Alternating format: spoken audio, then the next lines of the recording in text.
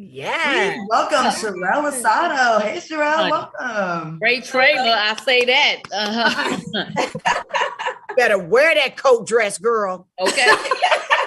Okay. Well, welcome to the show. Congratulations to you and your fiance, Chad Johnson, and welcoming your beautiful baby girl born into the world just 7 days ago. Wow. How are you welcoming a brand new baby with a busy schedule? And why is your waist so snatched, way smaller than mine, and you're a new mom? I ain't got no kids.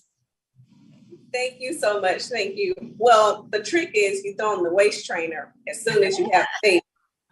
So, and you just keep it on every day. But overall, just making sure everything is set in place. I put people in roles to make sure the business is still flowing. So everything is running successful. We communicate well. And I'm on maternity leave right now, enjoying my time with the kids. You look great. Now, Sharelle, you know what I think is so fun?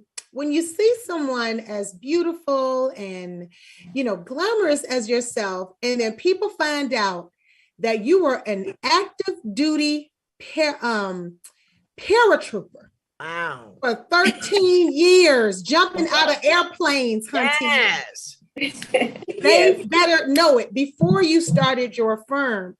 First of all, that's so fun. That just adds another layer of just fabulosity to your whole resume. Badassness. She a badass. What was that like being a paratrooper? First of all, why did you choose to jump out of planes? Because girl, I'm so afraid of heights. I don't even know why, and how did that prepare you mentally, emotionally, business-wise to start your own firm?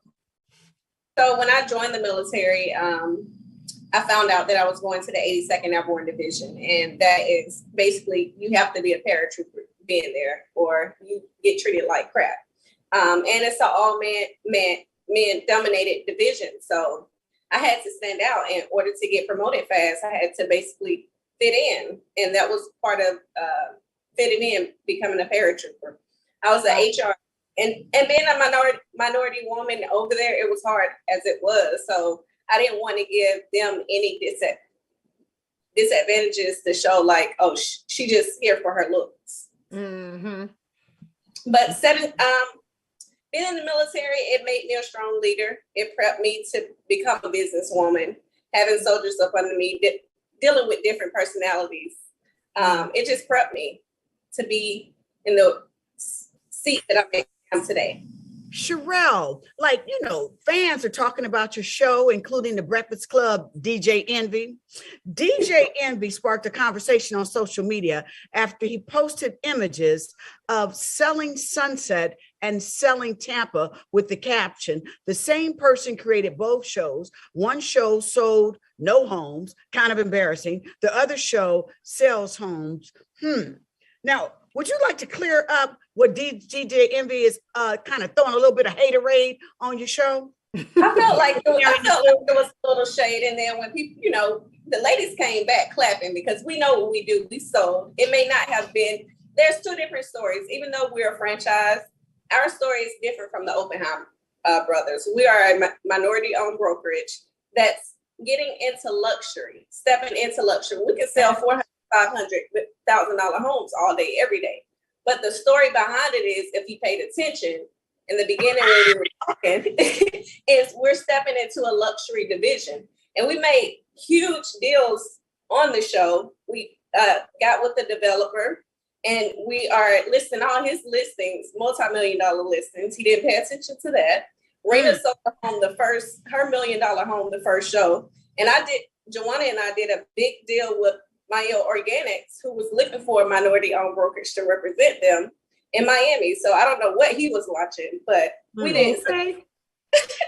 But like the nature of when you got some haters, listen, when you got some haters, that means you're doing something right. That's right. And the nature of real estate, I mean, it's just by nature of that business, it's always been difficult for people of color because, first of all, people got to trust you with that. And it's still a good, in some areas, people still feel a way about that. My boyfriend's a realtor and he deals with that. So let you ladies live for a minute before. Why we got to come for our own so hard? Like, it's already built in that some of the others have a network and we're breaking into that. So y'all doing y'all thing. Another thing is a lot of our own people don't even utilize us. That's a big thing too. That's one of our problems. But during filming, we had a lot of issues because we were filming during the pandemic. A lot of people didn't want 18 camera crews in their homes with all this going on. So it was a lot. It was a lot to film during the pandemic, but we still made it work. Well, my relative was Black. Well, let me say this about you being such good eye candy, because for me personally, when I see someone that has some class, that has some luxury, it makes me feel like they know what I'm looking for. It makes me feel like when I'm going through the list of things I'm looking for, you're not just trying to just sell me a house. You're selling me someplace that I can walk into that can almost be a key turn. Is it key turn or turnkey? Turnkey. Turnkey. You know what I mean? So you gorgeous, girl. So sell your ass off. Go ahead. I mean, and that's a good point, Lisa Ray. That's a good point, Lisa Ray, because you are what you represent. You are your first marketing tool, and to present yourself in such a way like that of luxury, of higher standards, then it's like, oh, this person, that's their standards. They're not going to show me anything less than what their standards are. Exactly. So that's a real good recognized game. Right. Okay. So when you were talking about, that you guys filmed during the pandemic, as one of the women that worked in reality myself, we all know that productions play a huge role in how they edit and piece things together to create a whole different narrative. Do you think your show positively reflects your agents and your agency? And would you change anything about the show? Definitely, for sure. The agents and myself, we were a family before, the camera crews came. So we all had a relationship, and this is how we are behind closed doors. We lay it out there on the table. We're like a family. If we don't like something, we tell it how it is. And 5 seconds later, we're back talking like nothing happened. Like that's how we operate in Allure Realty. And some people just don't understand that, but that's our relationship, and it works well. We've been going 2 years strong, and it works for us. And I wouldn't change anything that happened on the show. How I run my business, I wouldn't change it. And how the agents did whatever they did, what they needed to do, they wouldn't change what they did. Good to know that. Before I get to my question, I just want to read a couple comments from the chat. Ebony Fowler says, I don't think Envy was being thrown shade at the cast, more so production. He's in the real estate industry as well, as speaks about it often in the Breakfast Club. And then Bo L says, I don't think Envy was being shady. He made some good points, which is sometimes difficult for Envy. Ooh, they being shady in our chat. Well, I read sorry, go ahead. They're not understanding the concept. They're still basing, just because we're a franchise, they're basing two shows, comparing them, thinking that they're the same. It's apples and oranges. We have two different stories, and that's what people fail to realize. There's two different stories. Just because Selling Sunset, they are well-established brokerage. We are a new brokerage tapping into luxury real estate.